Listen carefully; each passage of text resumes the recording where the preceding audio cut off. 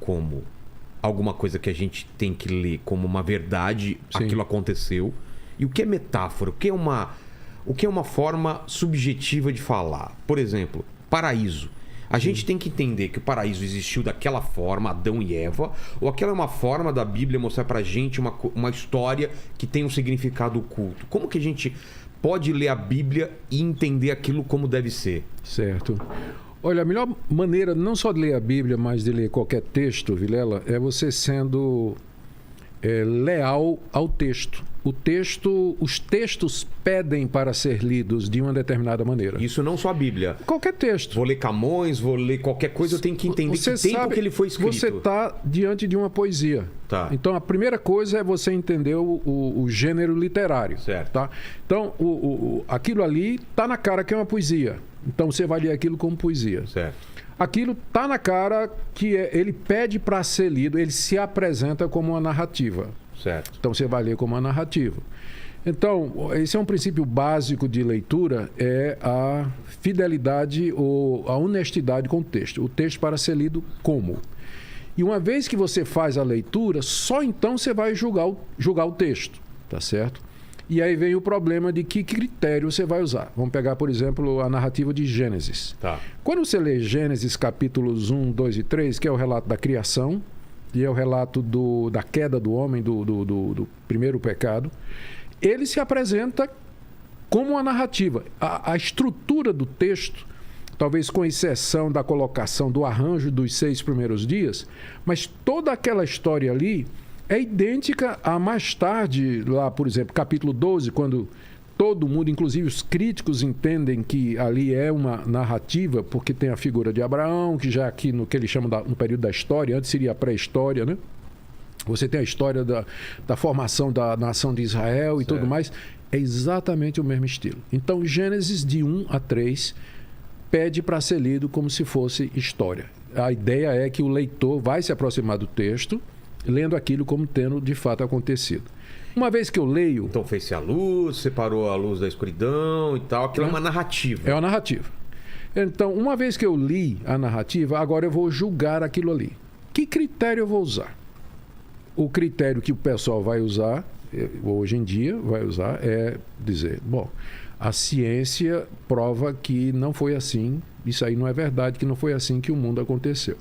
Só que essa declaração, ela é uma declaração um pouco subjetiva. Primeiro, porque Gênesis está narrando coisas que a ciência não tem condição de averiguar. A ciência é baseada em experimentos, em fatos, hipóteses e testes, e não tem como você colocar num laboratório ou submeter às leis da verificação científica coisas que aconteceram, por exemplo, Deus. A ciência não prova nem desprova.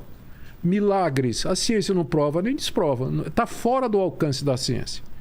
Então, que critério eu vou usar para poder dizer que Gênesis de 1 a 3, aquela história que está sendo apresentada a mim, ela de fato não aconteceu? Exato. Então, o texto pede para ser crido.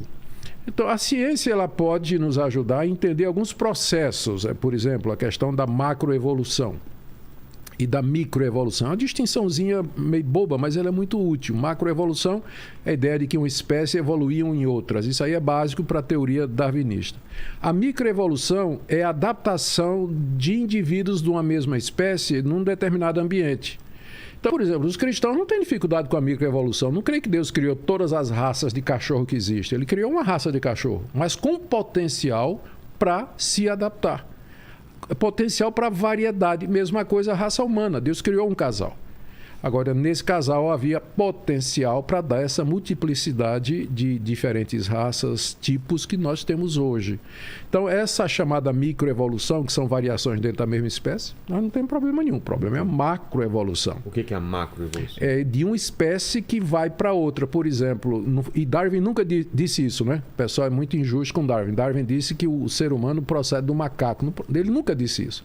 Ele disse que o ser humano e os macacos procedem de um ancestral comum. Comum, exatamente. Então, teria sido o primeiro o ancestral de todos os seres vivos, que saiu se multiplicando, se diversificando, ramificando, e aí deu as diferentes espécies que nós temos aí. Mas aí, no caso, uma espécie, ela poderia evoluir o suficiente para dar origem a outra. A raça humana, o ser humano como nós temos hoje, ele teria sido resultado de milhões de anos de evolução que passou por diferentes raças, né? Hominídeos, pré-hominídeos, inclusive tipos bem similares aos símios e assim por diante. Então isso aí a gente tem dificuldade com isso. Primeiro por falta de evidência, inclusive fóssil, que não tem evidência para isso. Tem uma lacuna, né? Enorme, né? Gigantesca. Segundo, filosófica, né? Seria difícil você comprovar isso aí filosoficamente. E terceiro, que é o nosso ponto, né? Não bate com o relato lá.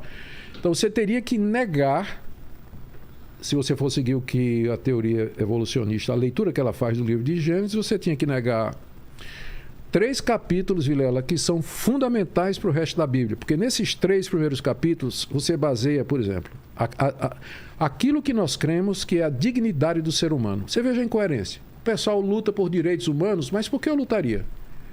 Que prevaleça o mais forte. Não é essa a lei da evolução? Exato. A mais adaptado. Que sobreviva. Que os mais fracos morram, pereçam. Não é?